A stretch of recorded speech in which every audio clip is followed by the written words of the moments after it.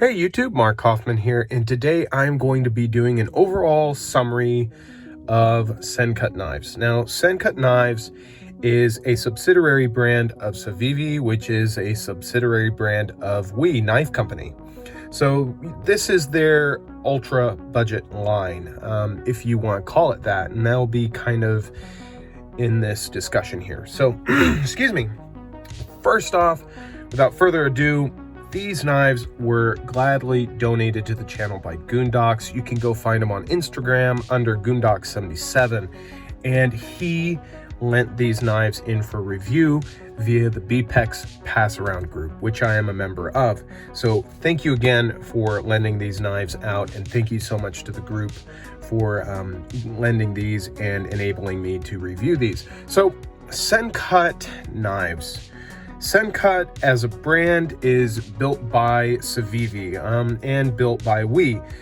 They retain a lot of the characteristics that we see in a Civivi knife. The Elementum, the Praxis, these knives are classics and are well known, I guess, within the EDC community.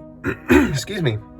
And these knives are very good representations of what they can do. Now, this video is going to be covering these knives, and as far as I know and of this posting, these are the 3 production knives from Sencut.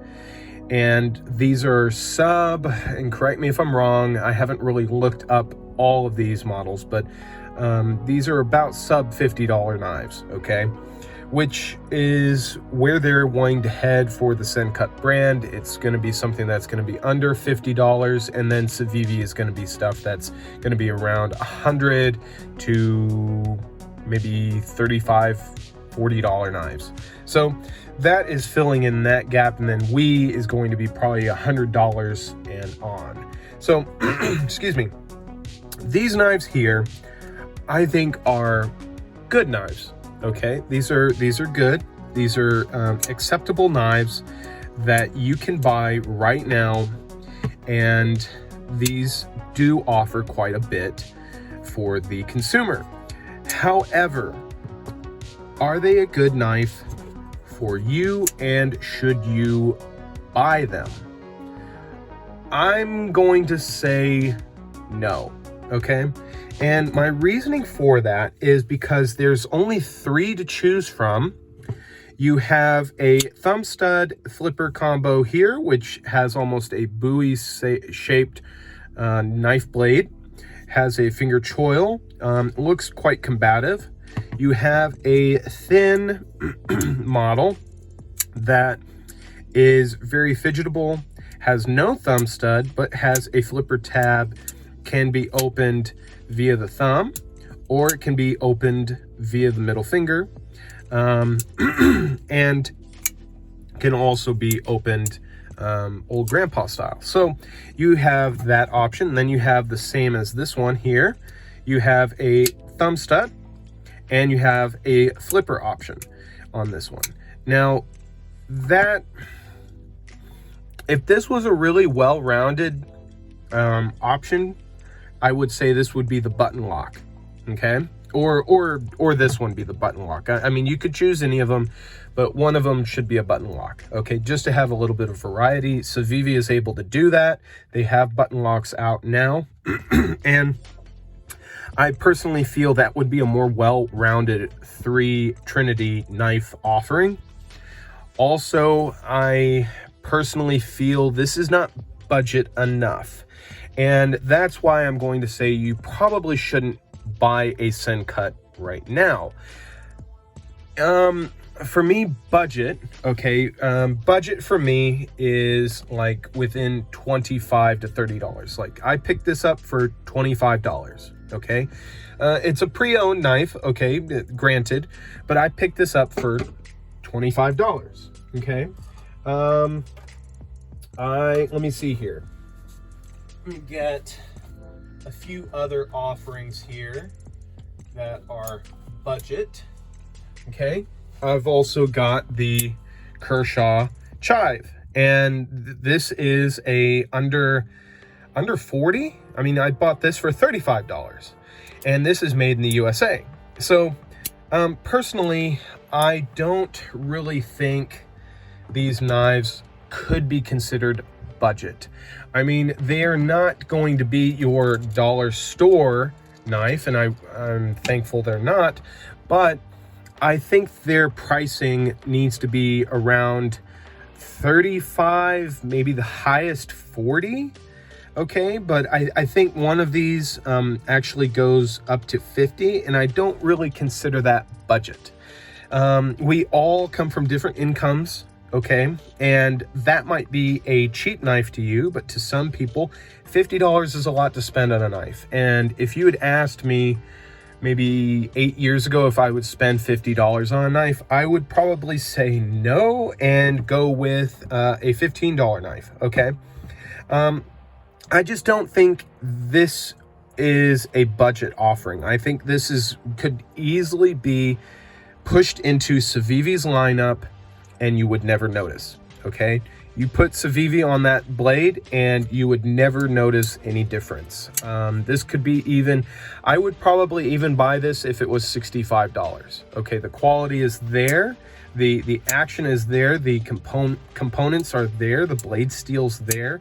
This one's 9CR 18 MOV, this one's D2, and then this one's 9CR. 9CR, is it? It is, or isn't?